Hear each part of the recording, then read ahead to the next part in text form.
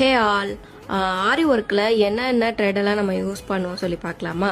First ஜெரி thread வந்து என்ன brand நல்லா இருக்கும்னாக்கா A1 பிராண்ட் நல்லாயிருக்கும். இதில் வந்து கலர்ஸும் இருக்குது, கோல்டு, காப்பரு, சில்வரு, அதுக்கப்புறம் கலர்ஸும் இருக்குது.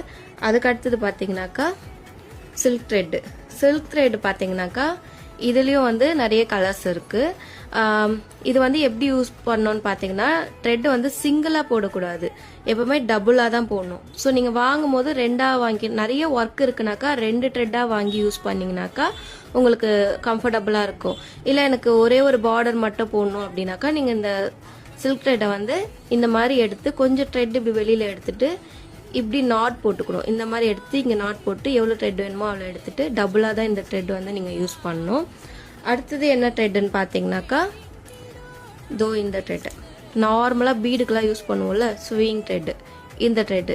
இப்போ வந்து பீட்ஸ் ஒர்க்குக்கெலாம் வந்து இந்த மாதிரி த்ரெட் வந்து நம்ம யூஸ் பண்ணிக்கலாம். இப்போ வந்து பிகினராக இருக்கவங்கலாம் இந்த த்ரெட் யூஸ் பண்ணும் போது டக்கு டக்குன்னு கட் ஆகிட்டே இருக்கும்.